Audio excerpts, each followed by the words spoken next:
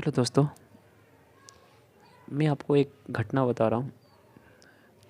मैं 2-3 दिन पहले दिल्ली गया था और दिल्ली से मैं आज वापस आ रहा था। तो स- सो मैं साउथ दिल्ली में गया था। तो साउथ दिल्ली से मैं जब वापस आ रहा था वहाँ INSM मेट्रो मैंने पकड़ा। फेस 1 तक आया। फेस 1 से फिर मैं यहाँ पे आया सेक्टर 51 तक। तो 1 घंटे की रास्ता है। फिर उसके बाद मेरे को ग्रेटर नोएडा में रहता हूँ, तो ग्रेटर नोएडा के लिए मुझे 52 से फिर पकड़ना था मेट्रो।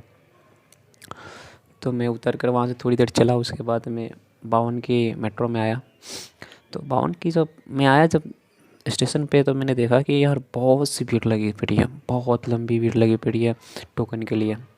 बिकॉज़ ये न्यू न्यू चालू हो रखा है ना, यहाँ पे मेट्रो कार्ड बहुत कम है हर किसी के पास। और आज मेट्रो कार्ड मैंने देखा पहली बार कि बनता हुआ देखा था कि आज बन रहा था, नहीं तो इससे पहले टोकन टोकन ओनली चल रहा था। वो भी टोकन पता है कैसा मिलता है? दिल्ली वाली मेट्रो में जो मिलता है गोला सा टोकन, वैसा मिलता है। और यहाँ पे एक कागज़ की तरह मिलता है, उसमें QR कोड होता है, उसको स्कैन करके तब आगे जाना पड़ता है। ऐसा सीन है। मैं लाइन में लगा था टोकन के लिए, क्योंकि मेरे पास मेट्रो कार्ड था नहीं। तो लाइन तो बहुत लंबी थी। तो मैंने एक एक वन टाइम मैंने पूछा भी, एक जो उसमें का जो होता है मेट्रो का कर्मचारी, उनसे मैंने पूछा कि क्या मेट्रो कार्ड बन जाएगा? तो हाँ बोले कि हाँ आज तो बन रहा है, बन जाएगा। मैंने बोला कितना रुपीज़ लगेंगे? तो बोला 300। तो मेरे पास उतना कैश नहीं था। मैंने बोला ऑनलाइन पेमेंट हो जाएगा? तो उन्होंने बोला नहीं, ऑनलाइन पेमेंट नहीं लेते हैं लोग। मैं फिर लाइन में लग गया। मैंने बोला क्या यार, मेरे को जाना भी है, जल्दी भी है, और इतना देर कौन वेट करेगा? तो मैं लाइन में लग गया। तो देखा जैसे मैं लाइन में लगा तो एक मेरे साथ एक और लड़की लगी जो बहुत खूबसूरत थी, बहुत सुंदर थी, ब्यूटीफुल थी। और वो नॉलेज पार्क में किसी दोस्त से मिलने जा रही थी।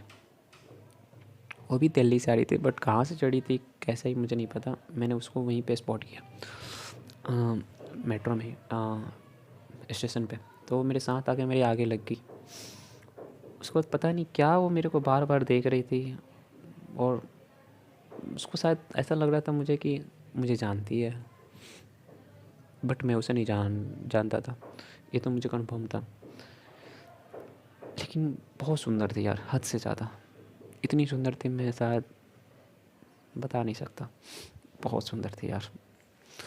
मेरे साथ लगी। उसके बाद आगे जैसे लाइन ख़त्म होता है कि आगे थोड़ी बढ़े हम लोग। उसके बाद उसने मेरे से बोलना चाहिए एक बार, फिर नहीं बोली। फिर दूसरी बार बोलना चाहिए, नहीं बोली। फिर तीसरी बार उसने बोल दिया मेरे से। बोला ये कि नॉलेज पार्क 2 जो है कितने का है टोकन का प्राइस? मैंने बोला कि 40 रुपीज़ है। तो बोली कि ये ऑनलाइन पेमेंट लेते हैं? मैंने बोला जी नहीं, ऑनलाइन पेमेंट तो नहीं लेते हैं। बोली उन्होंने कि मैं आपको फ़ोनपे कर दूँगी या गूगल पे, आप मुझे को 40 रुपीज़ दे दीजिएगा। मैंने बोला कि यार नहीं, मेरे पास आप एक काम कीजिए, मेरे साथ 40 रुपीज़ ले लीजिए कि आपके उसने बोला तो मेरे पास कैश नहीं है। मैंने बोला एक काम कीजिए, आप मेरे से 40 रुपीज़ ले लीजिए, बट क्या बोलते हैं, आप फ़ोनपे मत कीजिए क्योंकि मेरा फ़ोनपे यूज़ नहीं हो रहा है। मैंने सोचा अपना नंबर दूंगा, फिर यार दिक्कत हो जाता है ना।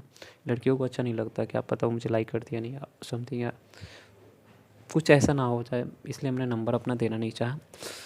बट लड़की बहुत सुंदर थी, स्मार्ट थी, अच्छी थी, बहुत दिल की बहुत अच्छी थी। उसके अंदर थोड़ा सा भी ईगो नहीं था, थोड़ा सा भी घमंड नहीं था, थोड़ा सा भी एटीट्यूड नहीं था। बाकी सुंदर में मैं आपको बताऊं कि नॉर्मल लड़की नहीं थी भाई, नॉर्मल लड़की नहीं थी भाई। बहुत स्मार्ट थी और बहुत सुंदर थी, और वो भी दिल्ली मॉडल में ही थी। लड़कियां दिल्ली की, जैसे एक होता ना जैसे दूर टाइप का है जो जॉब करने वाले होता है, वैसे नहीं भाई। वो एकदम बढ़िया जीन्स, बढ़िया जैकेट, एकदम स्मार्टनेस, ब्यूटी तो उसके चेहरे से चमक रही थी भाई। और एकदम नेचुरल चेहरा था। उसने ज़्यादा फेस पे वो होटलाली या समथिंग कुछ नहीं लगाया था। हाँ, उसके हेयर स्ट्रेट थे, ये मैंने देखा। बात करने का तरीका जो था, बिल्कुल ईगो नहीं था, बिल्कुल एटीट्यूड नहीं था, जो कि दिल्ली वाली लड़कियों में होता है। उसने मेरे से बात की। फिर मैंने बोला ठीक है, मैं आपको दे दूँगा कि मेरे को मैं भी आपका टोकन ले लूँगा। ओके। उसके बाद हम लोग साथ में आगे बढ़ते गए। जब ख़त्म होने वाला था तो मैंने सोचा 2-4 बंदे थे, तो मैंने बोला 40 रुपीज़ निकाल के मैंने उसको दे दिया। मैंने बोला साथ में लूँगा तो दिक्कत होगी।